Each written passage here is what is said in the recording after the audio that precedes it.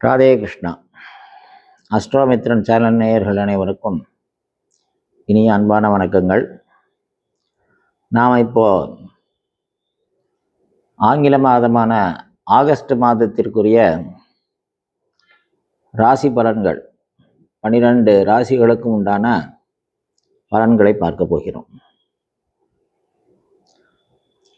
முதலாவதாக மேஷராசி அன்பர்களை பார்த்தோமானால், மேஷராசிக்கு பாக்யாதிபதி பஞ்சமாதிபதி என்று சொல்லக்கூடிய குருவும் சூரிய பகவானும் சேர்ந்திருப்பதால், அதே மாதிரி சுக்கிர பகவான் 4, 5ஆம் இடங்களில் சஞ்சரிப்பதால் இந்த ஆகஸ்ட் மாதத்தில் பல முக்கிய முடிவுகளை எடுக்க வேண்டியிருக்கும். அதாவது குடும்ப ரீதியான வழக்குகள் ஏதாவது இருந்ததுன்னா அது ஒரு முடிவுக்கு கொண்டு வர்றது. அதே மாதிரி தொழிலில் ஏதாவது பிரச்சனைகள் இருக்குது அப்படின்னா அதை இந்த மாதத்தோடு முடிச்சிடுறது. இதே மாதிரி படிப்பு ரீதியாக ஏதாவது குழப்பங்கள், இதை படிக்கலாமா அதை படிக்கலாமா அப்படின்னு படிக்கக்கூடிய மாணவர்களுக்கு குழப்பங்கள் இருந்தால் அது ஒரு முடிவுக்கு வர்றது, இன்னதுதான் படிக்கணும்னு ஒரு முடிவுக்கு வர்றது. அதே மாதிரி இல்லத்தரசிகளுக்கு உடல் ரீதியான பாதிப்புகள், மன ரீதியான சில பாதிப்புகள், இதெல்லாம் ஏற்கனவே போன வருஷங்களில் நிறைய இருந்தது. இப்போ கொஞ்சம் கொஞ்சமாக சரியாகிட்டு வருது இந்த வருஷத்தில்.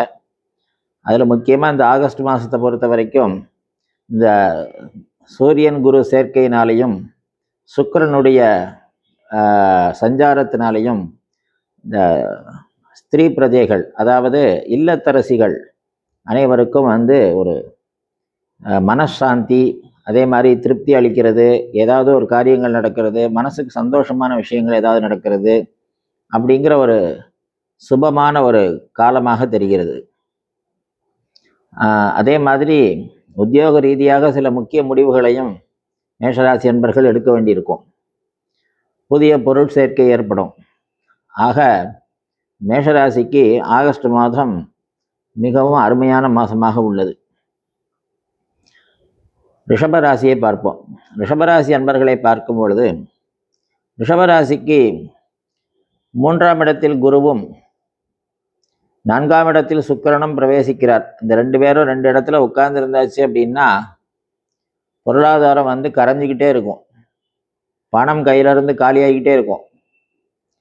ஆனால் பைசா செலவு இல்லாமல் பெரிய பெரிய காரியங்கள்லாம் நடக்கும். கலெக்டர் ஆஃபீஸில் போய் ஏதோ ஒரு முக்கியமான வேலையை பண்ணணும்னு நினச்சிட்டு இருப்பாங்க. அதை எது பண்ணணுமே அதை பண்ணணும், எல்லாம் பெரிய விஷயங்கள் நிறைய பண்ணணும்னு நினச்சிட்டு இருந்திருப்பாங்க. ஆனால் அதெல்லாம் சுலபமாக நடந்துடும். இவங்க முயற்சி பண்ணி ஏதோ ஒன்று செய்யணும்னு நினச்சி செலவழிக்கணும், நிறைய செலவழித்து ஏதோ ஒன்று செய்வாங்க. ஆனால் அந்த காரியங்கள் நடக்காது. ஆக இவங்களுக்கு தானாக சுபகாரியங்கள், அதாவது இவங்களுக்கு விதிக்கப்பட்ட விஷயங்கள் மட்டும்தான் இந்த மாதம் நடக்கும். அப்போது சுபகாரியங்கள் தானாக நடக்கக்கூடிய ஒரு மாதமாக ரிஷபராசிக்கு உள்ளது.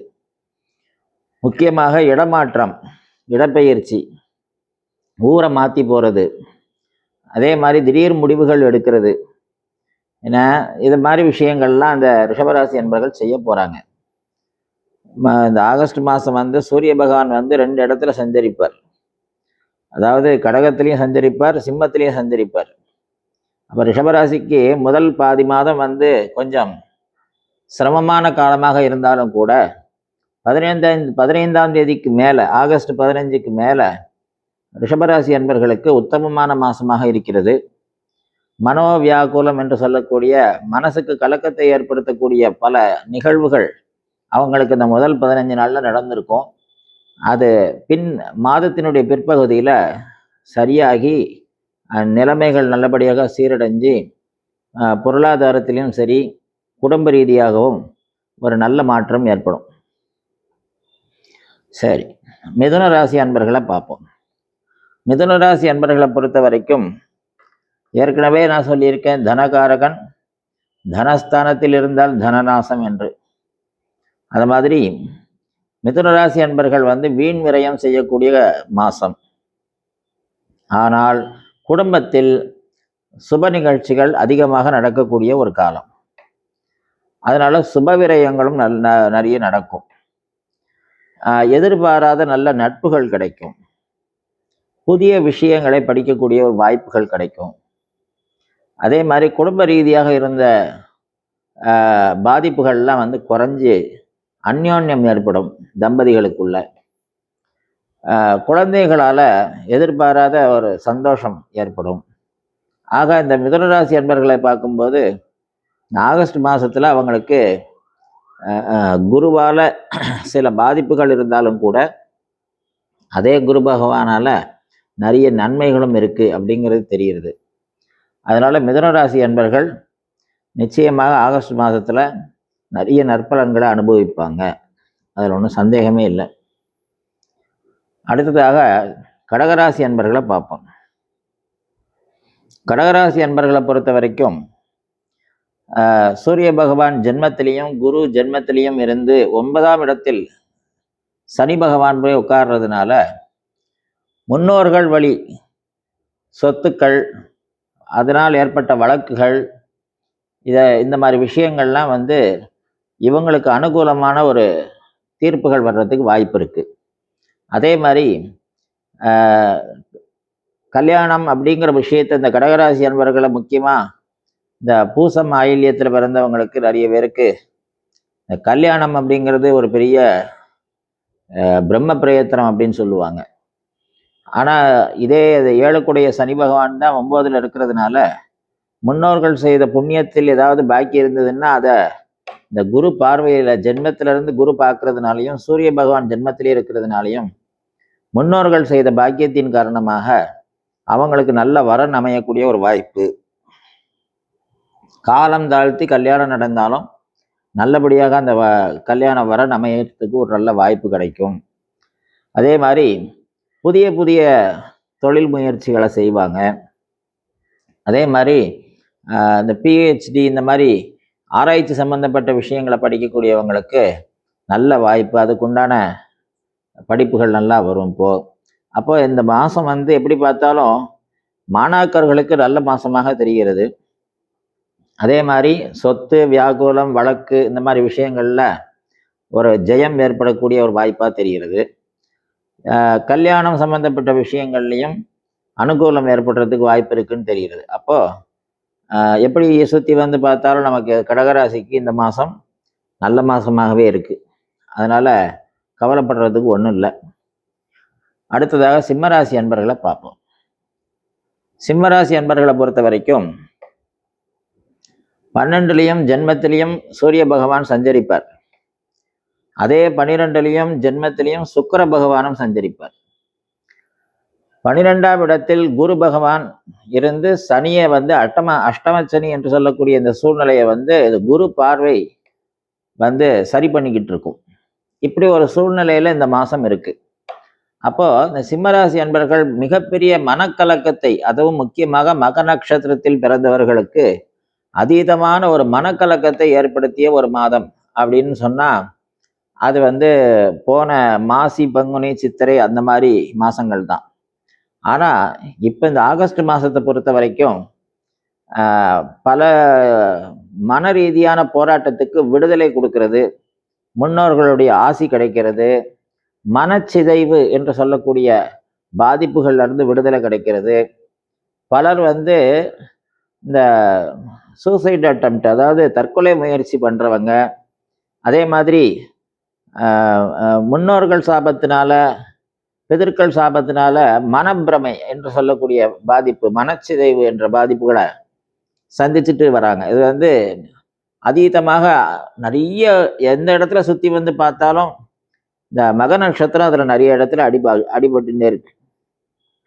ஸோ இந்த மக நட்சத்திரத்தில் இப்போ சுக்கிர பகவான் வந்து சஞ்சரிக்க போகிறதுனாலையும் சூரிய பகவான் இப்போ ஜென்மத்தில் வர்றதுனாலையும் 12ஆம் இடம் சயனம் என்று சொல்லக்கூடிய தூக்கத்தை கொடுக்கக்கூடிய 12ஆம் இடத்துல குரு உட்கார்ந்து இருக்கிறதுனால அவங்க நிம்மதியாக தூங்கணும்னு ஒரு விதி இருக்கு. அப்போது இவ்வளவு குழப்பம், மன அவஸ்தைகள் இருந்தால் எப்படி தூங்க முடியும் இல்லையா? அப்படி பார்க்கும்போது இந்த ஆகஸ்ட் மாதம் அவங்களுக்கு ஒரு நல்ல விடுதலையை கொடுக்கக்கூடிய மாதமாக இருக்கும். நிச்சயமாக ஒரு மனமாற்றத்தை கொடுக்கும். ஏன்னா எதிர்பாராத திருமண பிராப்தியை கொடுக்கும், எதிர்பாராத தொழில் பிராப்தியை கொடுக்கும், உத்தியோகமே அமையாமல் பல வருஷமாக காத்துட்டு இருந்தவங்களுக்கு உத்தியோகம் அமையும். அதே மாதிரி புதிய வியாபாரம் பண்ணி பண்ணி நிறைய தோத்து போனவங்களுக்கு இந்த மாதம் வந்து ஒரு லாபம் கிடைக்கக்கூடிய ஒரு மாதமாக இருக்குது. அதனால் அஷ்டம சனி தானே நினச்சி பயப்படாதீங்க. அஷ்டம சனி நல்லதைத்தான் செய்யும். ஏன்னா நம்ம திருத்துறது தான் வந்து சனியோட வேலையை தவிர, சனி வந்து நம்ம கஷ்டப்படுத்துறதுக்காக நமக்கு பாதிப்புகளை கொடுக்குற அதெல்லாம் அதுக்காக கொடுக்கல. சோதனை அப்படிங்கிறது எதுக்காக அப்படின்னா, அது தங்கம் தானா அப்படின்னு பார்க்கறதுக்காகத்தான், இல்லையா? அது மாதிரி சனி பகவான் கொடுக்குற சோதனைகள் நம்மளை திருத்துறதுக்கும் நம்மளை நல்வழிப்படுத்துறதுக்கும் தானே தவிர அதை கஷ்டம்னு நினைக்காதீங்க. குரு பார்வை இருக்கிறதுனால சிம்மராசி நிச்சயமாக இந்த மாதம் நல்ல நிலைக்கு கட்டாயமாக வரும். ஏன்னா குரு சனி பகவானை பார்க்குறார். அதனால கவலைப்பட வேண்டாம். அடுத்ததாக கன்னியாராசி அன்பர்களை பார்ப்போம். கன்னியாராசி அன்பர்களை பொறுத்த வரைக்கும் 7ஆம் இடத்தில் சனி பகவான், அதாவது 7இல் சனி இருந்தால் வந்து பழைய நட்புகள் ஒன்றாக சேர்வார்கள் என்று சொல்வார்கள். பழைய ரொம்ப நாள் நட்பு, எங்கள் தகப்பனார் தாத்தா காலத்தில் பழகினவங்க, அப்பா காலத்தில் பழகினவங்க, இவங்கெல்லாம் வந்து உங்கள் அப்பாவை எனக்கு நல்லா தெரியும் அப்படின்னு வந்து பழக ஆரம்பிப்பாங்க.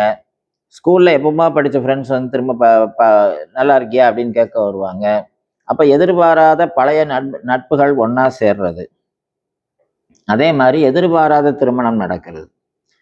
சும்மா பேச ஆரம்பித்து ஏதோ போன இடத்துல பேசணும், அங்கேயே பேசி முடிச்சுட்டாங்க, அடுத்த வாரம் தட்டை மாற்றினாங்க, அடுத்த வாரம் கல்யாணம் அப்படிங்கிற மாதிரி எதிர்பாராத திருமணத்துக்கு வாய்ப்பு. அதே மாதிரி 11ல் குரு பகவான் இருக்கிறதுனால தொட்ட காரியம் துலங்கும் கன்னியாராசிக்கு. இவங்களால ஒரு 10 பேருக்கு நிச்சயமாக இந்த மாதம் ஒரு பிரயோஜனம் இருக்கும். இவங்க இவங்க இவங்க தான் அதுக்கு காரணம்னு 10 பேர் சொல்லுவாங்க. நாங்கள் இன்னைக்கு சௌக்கியமாக இருக்கிறதுக்கு காரணம் இவங்க தான் சொல்லுவாங்க. அந்த மாதிரி ஏதாவது ஒரு சுபமான காரியங்களில் தலையிட்டு மற்றவர்களுக்கு நல்லதை ஏற்படுத்தக்கூடிய ஒரு நல்ல மாதமாக இந்த மாதம் இருக்கு. முக்கியமாக சூரிய பகவான் 11லையும் 12லையும் சஞ்சரிக்கிறதுனால இந்த கன்னியாராசி அன்பர்களுக்கு வந்து அதிர்ஷ்டகரமான ஒரு மாதம் அப்படின்னே சொல்லலாம். அதனால ஆகஸ்ட் மாதம் கன்னியாராசிக்கு அபரிமிதமான நல்ல மாதம். அடுத்ததாக துளாராசி அன்பர்களை பார்ப்போம். துளாராசி அன்பர்களை பொறுத்த வரைக்கும் 10, 11ஆம் இடம் 2 இடத்துல குரு சஞ்சரிக்க போகிறார்.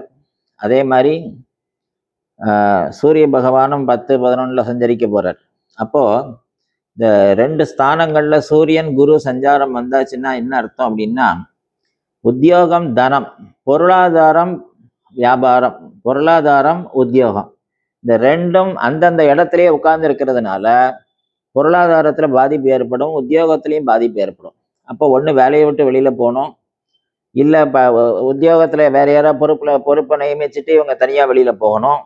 வியாபாரம் பண்ணிக்கிட்டு இருந்தாங்க அப்படின்னா பிள்ளைகள்கிட்டயோ யார்ட்டையாவது பொறுப்பை படைச்சிட்டு இவங்க வெளியில் போய் நிற்கணும். இந்த மாதிரி ஏதாவது ஒரு சூழ்நிலை ஏற்படும்.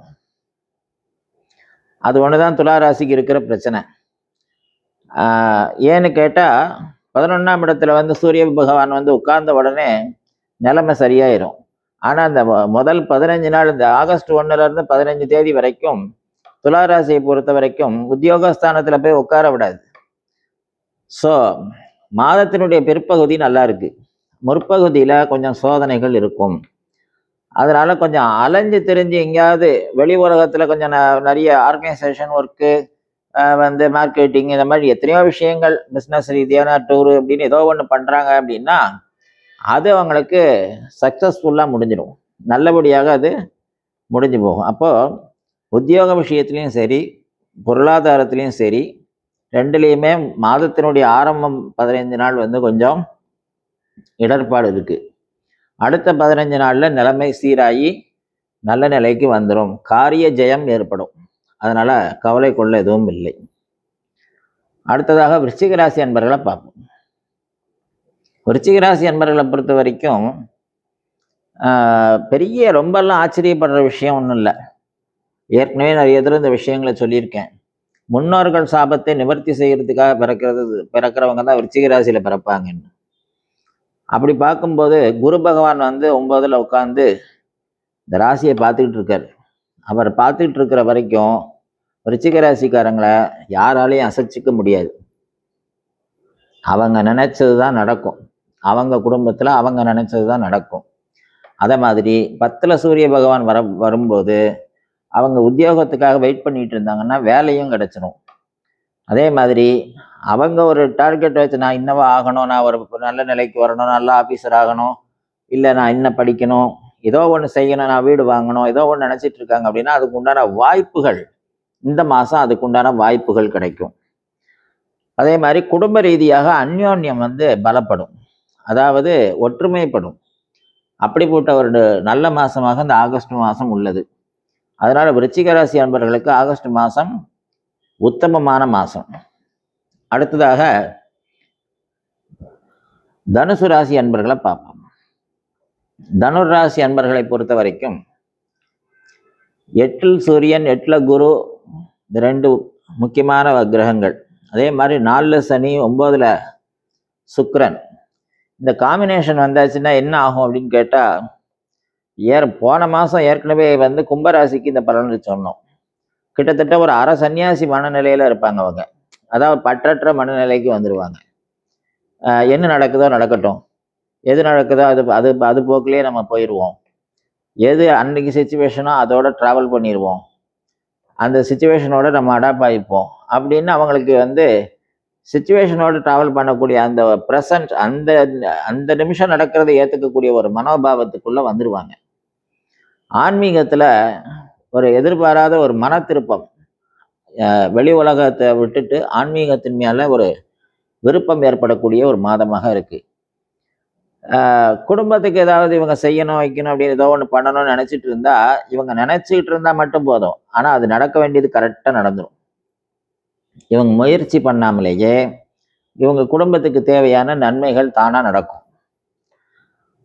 இவங்க மனசில் நினைக்கிறாங்க, சுவாமிகிட்ட பிரார்த்தனை பண்ணுறாங்கன்னா போதும், அது நடந்துடும். அந்த மாதிரியான ஒரு தெய்வீகத்தை நமக்கு அள்ளி கொடுக்கக்கூடிய ஒரு நல்ல மாதமாக இந்த ஆகஸ்ட் மாதம் உள்ளது தனுர் ராசி அன்பர்களுக்கு. அதனால எண்ணிய எண்ணங்களை ஈடேற்றும் ஒரு மாதம் என்று கூறலாம். அடுத்ததாக மகர ராசி அன்பர்களை பார்ப்போம். மகர ராசி அன்பர்களை பொறுத்த வரைக்கும் மகரே தனவான் போகி அதெல்லாம் ஏற்கனவே சொல்லியிருக்கேன். மகரத்தில் பிறந்தாலே அவங்க வாழ்க்கையில் எல்லா சௌக்கியத்தையும் அனுபவிக்கணும்னே பிறந்தவங்க. ஆனால் குரு பகவான் சஞ்சாரத்தை பொறுத்து தான் அவங்களுடைய வாழ்க்கை நிலை அமையும் மகர ராசிக்கு மட்டும். ஸோ இப்போ மகர ராசியை குரு பகவான் நேரடியாக பார்க்குறார், பியூரிஃபை பண்ணுறாரு. அதாவது அவங்கள்ட்ட இருக்கக்கூடிய குற்றம் குறைகள் முன்ஜென்ம வினைகள் என்ன இருந்தாலும் அதெல்லாம் ஃபில்டர் பண்ணி அவங்களுக்கு அதெல்லாம் சரி பண்ண வச்சு நன்மையை செய்யக்கூடிய ஒரு நல்ல மாதமாக இந்த மாதம் இருக்குது. அதுக்கு காரணம் என்னன்னா சூரிய பகவானும் கூட சேர்ந்து பார்க்கறதுனால. அப்போ ஆகஸ்ட் மாதத்தை பொறுத்த வரைக்கும் மகர ராசி அன்பர்களுக்கு உத்தியோகத்தில் வியாபாரத்தில் நல்ல ஒரு என்ன சொல்கிறது கெயின், ஒரு மேல்நிலைக்கு வர்றது. அதே மாதிரி பொருளாதாரத்திலையும் நல்லபடியாக முன்னேற்றம் ஏற்படுறது. குடும்ப ரீதியாக லக்ஸுரி அப்படிங்கிற ஒரு விஷயத்துக்குள்ளே வர்றது. அதே மாதிரி கார் வாங்குறது, இந்த மாதிரி விஷயங்கள் எல்லாம் செய்வாங்க. ஆனால் என்ன விஷயம் அப்படின்னா குரு பார்க்கறதுனால அந்த அமைதி, அதை என்ஜாய் பண்ணுறது சும்மா சாதாரண துள்ளி குதிக்கிறதுங்கிறது ஒரு வகை, ஆனால் அமைதியாக அதை என்ஜாய் பண்ணுறதுங்கிறது ஒரு வகை இல்லையா? அமைதியாக அனுபவிக்கிறதுன்னு பேர் அதை. அப்படிப்பட்ட ஒரு சௌமியமான ஒரு மாதம் அப்படின்னு சொல்லலாம். அப்படிப்பட்ட ஒரு நல்ல மாதமாக இந்த மகர ராசிக்கு ஆகஸ்ட் மாதம் உள்ளது. அதனால் மகர ராசி அன்பர்கள் கவலைப்பட ஒன்றும் இல்லை. கும்பராசி அன்பர்களை பார்ப்போம். கும்பராசி அன்பர்களுக்கு 2ஆம் இடத்தில் சனி பகவான் ரொம்ப பலமாக உட்கார்ந்துருக்கார். அதே மாதிரி 6ஆம் இடத்தில் குரு பகவான், கூடவே சூரியன், 7ல் சுக்கிரன் வேற, கேது, எல்லாம் பாபகிரகங்கள்லாம் சுற்றி பலமாக இருக்குது. ஆனாலும் இந்த கும்பராசிக்கு ஒரு நல்ல விஷயம் என்ன அப்படின்னு கேட்டால், எப்போவுமே ராசியாதிபதி தன் பாவத்துக்கு 2ஆம் இடத்துல இருக்கார் அப்படின்னு சொன்னால் அந்த ராசிக்கு என்ன நல்லது பண்ணணுமோ அதை கட்டாயம் பண்ணியே தீரணும்னு ஒரு விதி. அதனால் கும்பராசி அன்பர்கள் மற்ற எந்த கிரகத்தையும் விட்டுடலாம், சனி பகவானை பிரார்த்தனை பண்ணினா போதும், அதே மாதிரி பரமேஸ்வரனை பிரார்த்தனை பண்ணினா போதும், ஏன் டைரக்டாக இப்போ பிரார்த்தனை அப்படின்னு நம்ம இந்த வார்த்தையை சொல்ல வேண்டியிருக்கு அப்படின்னு கேட்டால், கும்பராசிக்கு தனியாக பலன் ஒன்றும் இல்லை. ஏன் இல்லை? கும்பராசிக்கு என்ன நினைக்கிறாங்களோ அதுதான் நடக்கும். இந்த மாதம் அவங்க நினைச்சது மட்டும்தான் நடக்கும். சரி, அவங்க நினைச்சது ஒன்று நடக்கலை, அவங்க நினைச்சது நடக்கலைங்கிறது வெளி உலகத்துக்கே தெரியாது. தெரிஞ்சால் தானே அவங்க நினைச்சது நடக்கலைங்கிறது சொல்ல முடியும். அப்போ அவங்க மனநிலையில் என்ன இருக்குங்கிறத யாருமே கண்டுபிடிக்க முடியாது. அதனால அவங்க எப்போவும் மாதிரியே தான் இருப்பாங்க. அதனால கும்பராசியை பொறுத்த வரைக்கும் ஒரு மன மகிழ்ச்சி அப்படிங்கிறது ரொம்ப ரேரான ஒரு விஷயம். அதை அவ்வளோ சீக்கிரம் அவங்க அடையிறது கஷ்டம். மனசாந்தி அப்படின்னு சொல்லலாம். கொஞ்சம் அப்படி அமைதியாக இருக்கிறது, ரைட்டு, சுச்சுவேஷனை ஹேண்டில் பண்ணுறது, அதிலெல்லாம் அவங்கள மாதிரி கெட்டிக்காரங்க கிடையாது. சனி பகவான் 2ல் உட்கார்ந்ததுனால குடும்ப ரீதியான சின்ன சின்ன கலகம், சண்டைகள், பிரச்சனைகள் எல்லாம் இருக்கும். மாத இறுதியில் சரியாக போயிடும். ஆவணி பிறந்து நிலைமை மாறிடும். அதே மாதிரி ஆகஸ்ட் 15 தேதிக்கு மேலே பொருளாதாரம் திரும்பவும் சீரடையும். குழந்தைகளால் சந்தோஷம் ஏற்படும். உத்தியோகத்தில் அபிவிருத்தி ஏற்படும். எல்லாமே மாத இறுதியில் கட்டாயமாக நடக்கும். ஆனால் அந்த ஆடி 15லேருந்து 30 வரைக்கும், இந்த ஆகஸ்ட் 1லேருந்து 15 வரைக்கும் உள்ள அந்த காலங்கள் கொஞ்சம் இறுக்கமான சூழ்நிலை அப்படின்னு சொல்லலாம். பிரச்சனைக்குரிய காலம் இல்லை, சும்மா இருக்க வேண்டிய நேரம். இப்படி அமைதியாக இருந்துருங்க. ஆவணி பிறந்த அப்புறம் நிலைமை மாறிடும். அதனால் கும்பராசி அன்பர்கள் ஆகஸ்ட் மாதத்தை பற்றி கவலைப்படுறதுக்கு ஒன்றும் இல்லை. நிச்சயமாக அவங்களுக்கும் நன்மை தான் இருக்கிறது. மீனராசி அன்பர்களை பார்ப்போம். மீனராசி அன்பர்களை பொறுத்த வரைக்கும் ஜென்மத்தில் சனி பகவான், 12ல் ராகு, 5ல் குரு பகவான், இந்த 3 கிரகங்களே போதும். ஏன் அப்படின்னு கேட்டால், சயனம் அப்படிங்கிற ஸ்தானத்தில் சயனத்துக்குரிய கிரகம் ராகு நல்ல தூக்கத்தை கொடுப்பார். அதே மாதிரி ஜென்மத்தில் சனி பகவான் நல்லா உழைக்கிறதுக்கு தெம்பு கொடுப்பார். 5ல் குரு பகவான் போய் உட்காந்து முன்னோர்கள் செய்த புண்ணியத்தை வாங்கி கொடுப்பார். 6 சூரிய பகவான் 5லையும் 6லையும் சஞ்சரிக்க போகிறதுனால தைரியத்தை கொடுப்பார். அப்போது நினைச்சதை நடத்துவாங்க. செய்யணும்னு நினைச்ச விஷயங்களை கட்டாயம் செய்வாங்க. பொருளாதாரமும் விருத்தியாகும். தொழிலில் அபிவிருத்தி ஏற்படும். ஏன்னா அவங்க என்ன எண்ணுறாங்களோ அதுக்கு முன்னோர்களுடைய சப்போர்ட் கிடைக்கும். அதே மாதிரி தெய்வ பலம் வேலை செய்யும். அப்போ இத்தனை விதமான மகத்துவம், அதிகமான நற்பலன்கள் யாருக்கு இருக்குது அப்படின்னு பார்த்தா மீனராசி அன்பர்களுக்கு தான் இருக்குது. அதனால் மீனராசி அன்பர்கள் மே மாதத்தில் அதாவது புதிதாக தொடங்கின விஷயங்கள், அதே மாதிரி ஏப்ரல் மாதத்தில் புதிதாக தொடங்கின விஷயங்கள், எத்தனையோ விஷயங்கள் பண்ணியிருக்காங்க. அதெல்லாம் இந்த ஆகஸ்ட் மாதத்தில் அபரிமிதமான ஒரு வளர்ச்சியை காணும். ஆகஸ்ட் மாதம் மீனராசி என்பவர்களுக்கு புதிய ஒரு எல்லைக்கல், அதாவது ஒரு மைல்கல்னு சொல்லுவாங்க. முக்கியமான ஒரு ஒரு விஷயத்தை போய் அச்சீவ் பண்ணுறதுக்கு ஒரு நல்ல ஒரு வாய்ப்பாக இந்த ஆகஸ்ட் மாதம் உள்ளது. அப்போ இந்த மீனராசி அன்பர்களை பொறுத்த வரைக்கும் குடும்பம், பொருளாதாரம், படிப்பு, தூக்கம் எல்லா விஷயமும் ரொம்ப பர்ஃபெக்டாக கிரகங்கள் உட்கார்ந்துருக்கு. ஸோ ஆகஸ்ட் மாதத்தை பொறுத்த வரைக்கும் நமக்கு மீன ராசிக்கு எந்த பாதிப்பும் இல்லை. அவங்க ரிலாக்ஸாக இருக்கலாம். ஸோ இந்த 12வது ராசி அன்பர்களுக்கும் நம்ம இந்த ஆகஸ்ட் மாதத்தில் பொது பலன்களை பார்த்துருக்கோம். அவரவர் ஜாதகத்தில் அவங்கவுங்களுக்கு ஒரு திசை நடந்துகிட்டு இருக்கும். அவங்கவுங்க அந்த 27 நட்சத்திரத்தில் ஏதோ ஒரு நட்சத்திரத்தில் பிறந்திருப்பேள். ஸோ அந்த திசைகள் எப்படி நடக்கிறதோ அதன் மூலமான ஒரு பலன் தனியாக நடந்துக்கிட்டு இருக்கும். ப்ரெசன்ட் பிளானட்டரி பொசிஷன் அப்படின்னு சொல்லக்கூடிய, அதாவது தற்காலிக கிரகநிலை, இப்போ நடந்துட்டு இருக்கிற கிரகநிலை மூலமான பலனை நாம் பார்த்துக்கிட்டு இருக்கோம். ஸோ இந்த ரெண்டையும் சேர்த்து தான் நம்ம பலனை ஆக்சுவலாக பார்க்கணும். நாம் பேசுகிறது பொது பலனை தான் பார்த்துட்டு இருக்கோம். ஸோ அவரவர் தசா காலங்கள், புக்தி காலங்கள் அதை கொண்டு இதையும் கவனித்து அவங்களுடைய வாழ்க்கை நலனை நல்லபடியாக அனுபவிக்கணும். இந்த மாதத்தினுடைய பலன்கள் என்னென்னலாம் சொல்லியிருக்கோமோ அதை நோக்கி பிரயாணம் பண்ணி அவங்கவுங்க தைரியமாக அந்த காரியங்களை செஞ்சு நல்லபடியாக வெற்றி அடையணும் அப்படின்னு சொல்லி பிரார்த்தனை பண்ணி கேட்டுக்கிறேன். ராதே கிருஷ்ணா.